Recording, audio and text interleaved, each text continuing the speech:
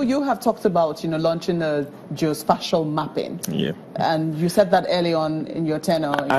Yes, I did. It's even really about deepening the geospatial mapping, because the government before us, the Obasanjo administration, embarked on an aeromagnetic survey of the entire country.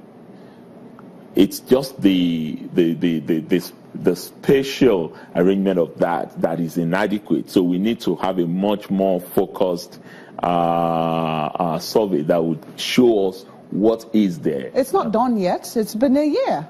It's a year. Geology is not something that you can just hop up and go. It's a long-term venture. In fact, you would have seen adverts that we placed in newspapers recently on exploration and calling for professional institutions to come and bid for exploration initiatives that we're putting together in the ministry on specific mineral types. It's not a short-term thing. So we're still in the bidding stage for that. Geospatial mapping. We are doing geological prospectivity continues. Ideally, in countries where mining is become part of them, it's the private sector that does exploration. Yes, you have a government agency in most countries, just like our own geological survey agency here. But it is the person who is really looking for something who must look for it. What we do is provide the base exploration information. And our geological survey agencies, as I speak to you, they are in all the 36 states, updating the mineral maps of the states. So that's what the prospectors come for. And when they see what we have in the map, it gives an indication of an area to go and focus on. And many of them, we've seen a growth in the number of exploration licenses that people are taking since this administration came on board, because they see that we're much more serious about this. We are not about to change the law arbitrarily without consulting people. And fundamentally, we've argued that the law is really not the problem. Enforcement may be a problem, but the law as it currently is adequate. But considering the fact that it's really crucial to getting the investors and investment, and we're yet to hit this on the head, as it were, are we not setting ourselves behind? We're not. We could be, obviously, as with many things, we could be a lot faster than we have been, because the resources that you need in order to also generate the kind of data and excite kind of population interested in mining is not there yet. We don't have enough resources, and we will never have enough resources, which is why we're focusing on institutional changes. That's why we're focusing on ensuring that our regulatory authority all come together and they're under one roof, as we proposed in the roadmap. It's why we're ensuring that we get more geological information for those who are interested. It's why we are organizing the artisanal and small-scale miners who dominate the industry. And it's also why we're focusing on beneficiation and value addition. Because for us, many of the things that we're importing, we have.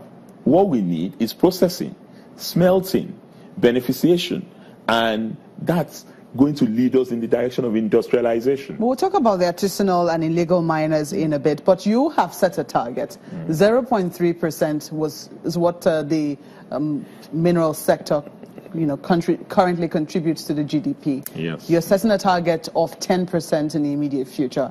I believe that... In 25 years, not in the immediate future. Within... If you read the roadmap. Within how long? 25 years. 25 years. So what is the target for this year? By the end of this year, what do you hope that the solid mineral sector we have already improved, will be contributing to? It will be contributing close to 1% of the GDP. And if you look at the MBS reports, that's already showing only two sectors are growing in this economy currently, and that's agriculture and mining. 0.7%. Yes. When you said 25 years, I think initially when you said that, you did not put a time frame. It was immediate future. If you look at our roadmap, the roadmap is very specific. 25 years is not immediate future. Well, in mining, that's a short time. The average span of getting a project in mining from exploration to production is 15 to 20 years. That's the reality of mining. You want the states to get involved, and only recently you went on a tour of states. You're promising states 13% derivation. I am not promising states. 13% derivation is already in our constitution.